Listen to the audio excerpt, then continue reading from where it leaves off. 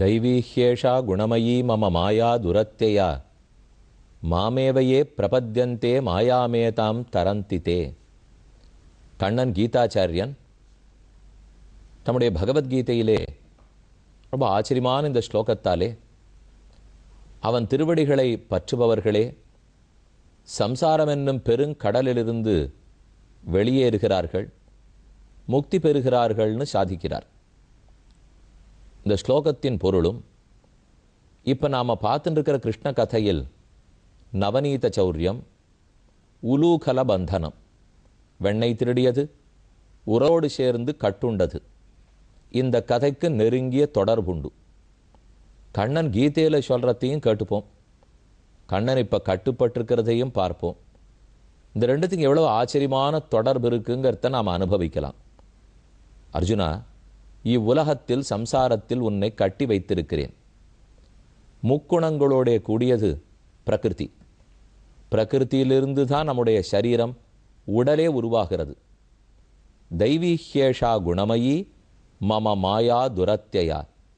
என்னுடைய ஆச்சரியமான சக்தியாக இருக்கும் இந்த பிரகிருதி உன்னால் தாண்டுவதற்கு அரியது.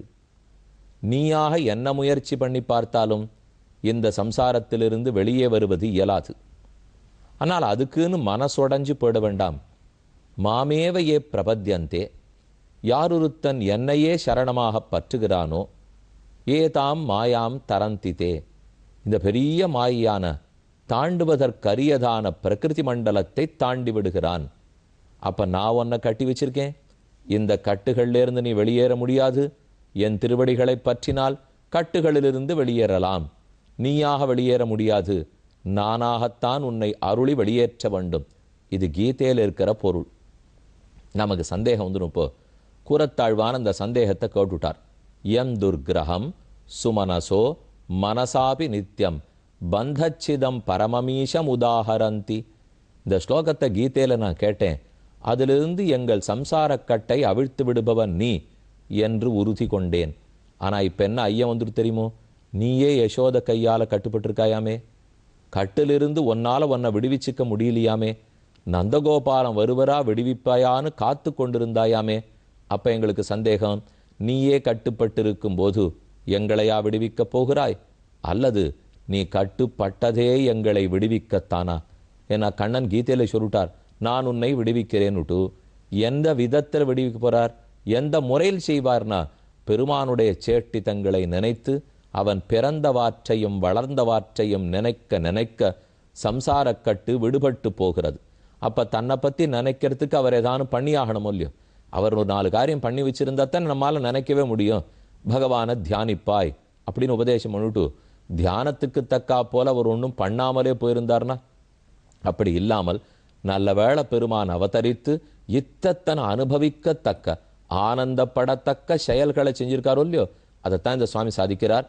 எந்துர்கிரகம் சுமனசோ மனசாபி நித்தியம் பந்தச்சிதம் பரமமீஷம் உதாகரந்தி. கட்டுக்களை அவிழ்த்து விடுபவனாக பரமாத்மாவை பற்றி வேதாந்தம் கூறுகிறது. ஆனால் நீயானோவென்றால் நீயே கட்டுப்பட்டு கிடக்கிறாய். இது நீ வெளியில வர முடியாத ஆச்சரியமில்லை, எங்களையும் இந்த கட்டுக்களிலிருந்து வெளியில கொண்டு வருகிறாய் அல்லவா. நீ கட்டுப்பட்டாய்னு நாம் நினைக்க நினைக்க நம் சம்சார கட்டுக்கள் விலகி ஓடி விடுகின்றன என்று ரொம்ப ஆச்சரியமான ஒரு கருத்து. கண்ணன் கட்டுப்பட்டு நிற்கிறார்.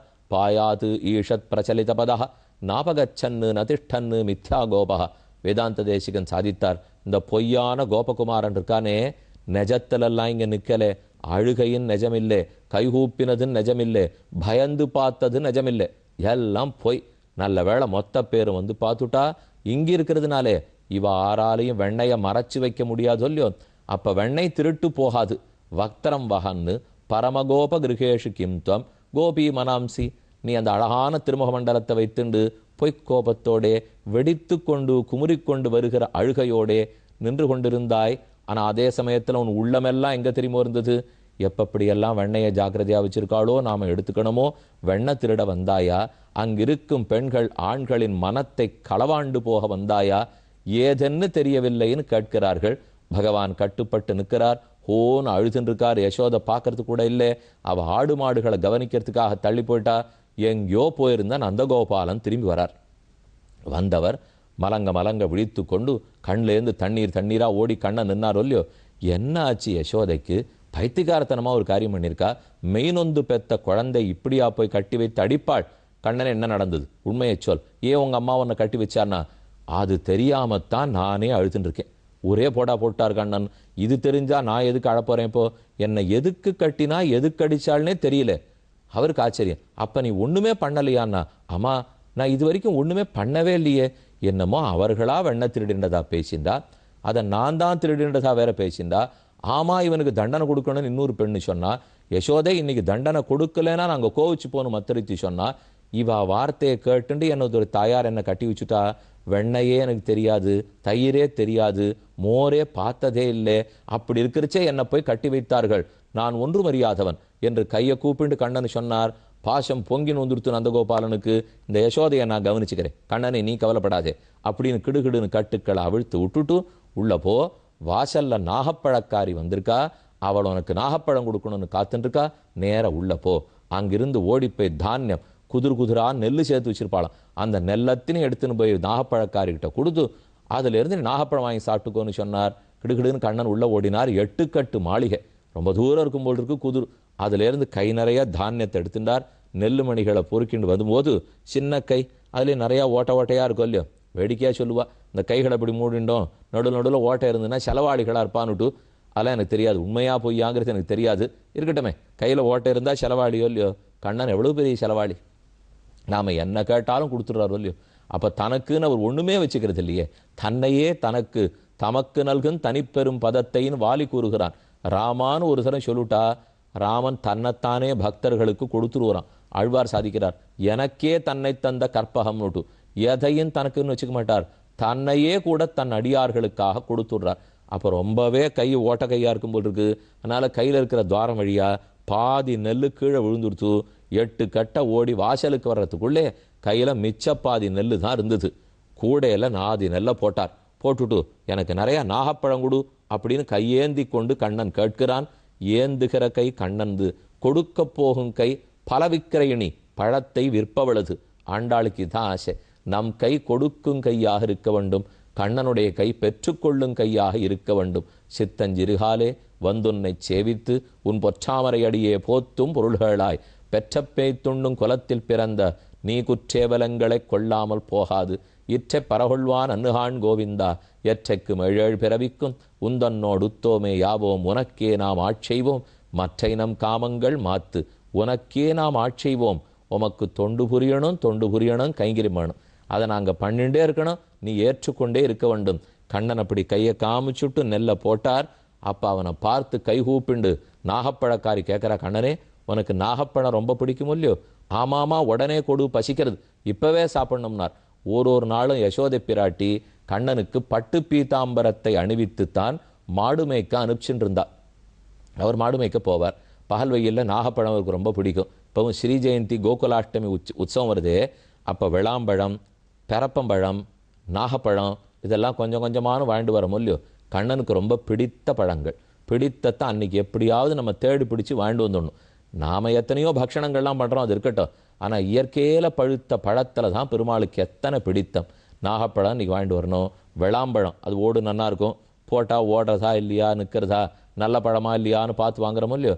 விளாம்பழம் வாங்கணும், பெரப்பம்பழம் வாங்கணும்.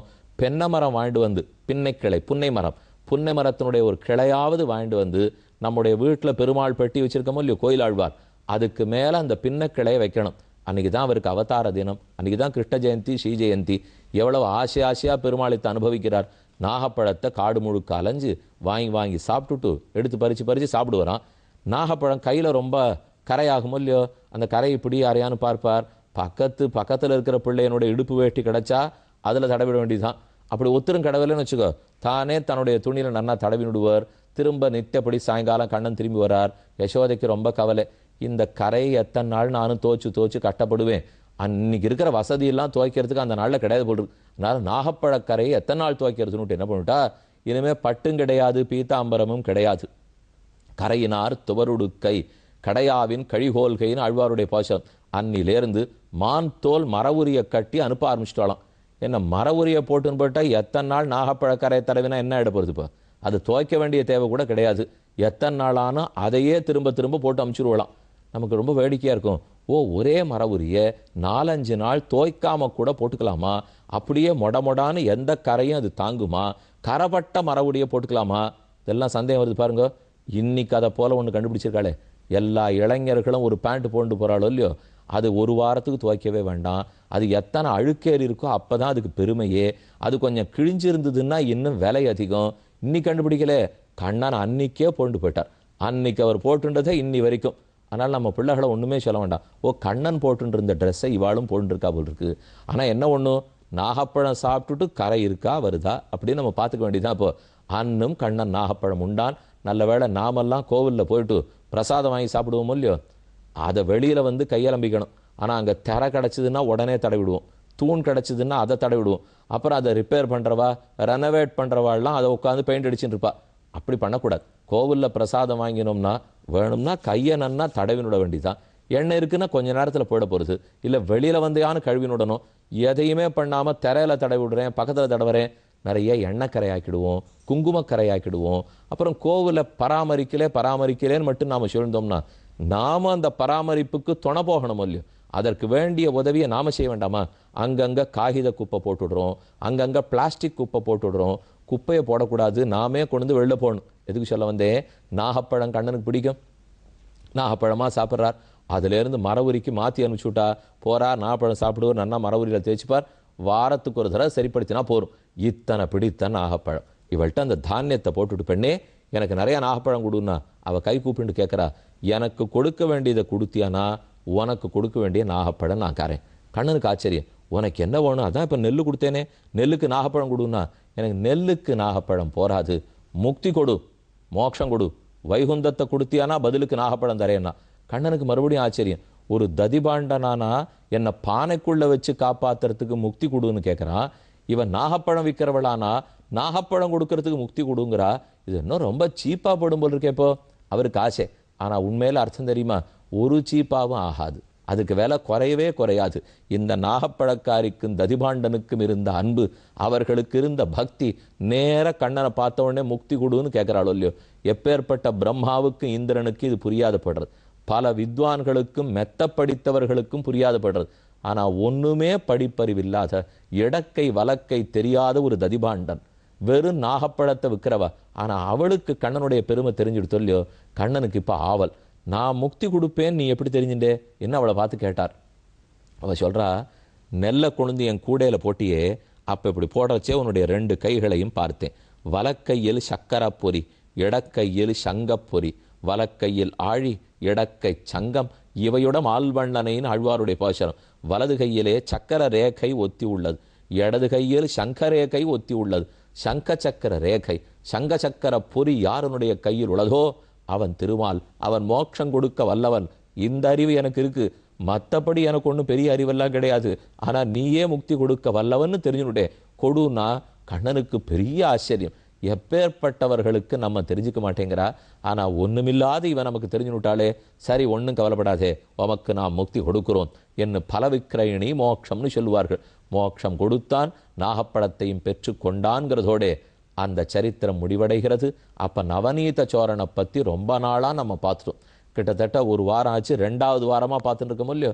இன்னும் மிச்சம் இருக்கிற 4 மாதம் பார்த்தா கூட வெண்ணைக்காடும் பிள்ளை தான். வெண்ணை திருடின கண்ணன் தான், கட்டுப்பட்ட கண்ணனே கண்ணன் தான். அவன் கட்டுப்பட்டான் நினைத்தால் நம்முடைய கட்டுகள் அத்தனை விலகி போடுறது இல்லையோ. நேமம் விரிஞ்சா ந பவஹ ந ஸ்ரீரப்யங்கசமாஸ்ரயா பிரசாதம் லேபிரே கோபி எத்தத் பிராப விமுக்திதாத். 20வது ஸ்லோகம், 9வது அத்தியாயம் 20வது ஸ்லோகத்தில் சொல்றார், இப்பேற்பட்ட கிருஷ்ணானுபவம் மற்ற ஆருக்கும் கிடைத்ததில்லை. பிரமனுக்கோ ஏன் மகாலட்சுமிக்கு கூட கிடைச்சதில்லை, இந்த ஊர்க்காராளுக்கு தான் கிடைச்சது. நாயம் சுகாபோ பகவான் தேகினாம் கோபிகா சுதா ஞானினாம் ச ஆத்மபூதானாம் யதா பக்தி மதாமிக. பக்தி உடையவர்களுக்குத்தான் இவன் அடிபடுகிறான். 10 அடியவர்க்கு எளியவன், பிறர்களுக்கரிய வித்தகன். பக்தி இருக்கிறவாளுக்கு எளியவன், பக்தி இல்லாதவாளுக்கு கிட்டக்கவே நெருங்க முடியாதவன். கிருஷ்ணஸ்து கிரககிருத்தேஷு வியக்ராயாம் மாதரி பிரபு அத்ராக்ஷீத் அர்ஜுனோ பூர்வம் குஹ்யகௌ தனதாத்மஜௌ புராணாரதசாபேன விருக்ஷதாம் பிராபித்தௌ மதாத் நலகூபர மணிக்ரீவௌ இதி க்யாதவ் ஸ்ரீயான்விதவ். கடைசியில் சுகாச்சாரியர் ஒரு கதைக்கு கோடி காட்டி விட்டுட்டார். கண்ணனை நன்னா உரல்ல கட்டி வச்சிருக்கா யசோதே. ஒரு நாள் கட்டுப்பட்ட உரலோட கூட கண்ணன் அதை இழுத்து கொண்டு முன்னோக்கி வருகிறார். இடத்த விட்டு போகணும்னு ஆசை. உரல்ல கட்டி வச்சுட்டா, உரலோட வரார். உரல் 2 மரங்களுக்கு நடுவில் சிக்கி நொடுத்து பிடிச்சு இழுத்தார். கட கட கடான்னு அந்த மரம் முறிஞ்சு கீழே விழுந்தது. மணிகூபரன் நள 2 பேர் சொல்றார். நளகூபரன் மணிகிரீவன் 2 பேர் குபேரனுடைய பிள்ளைகள் 2 பேரும் தான் மரமா நின்று இருந்தார். அவர்களுடைய சாபத்தை கண்ணன் போக்கினார் சுகர். மரமா குபேரன் பிள்ளைகளா, எங்க சாபம் வந்தது, எங்க நின்று இருந்தா என்று பரீட்சித்து கேட்கிறான். இனி 2 மருத மரங்களை முடித்த சரித்திரம் பார்ப்போம்.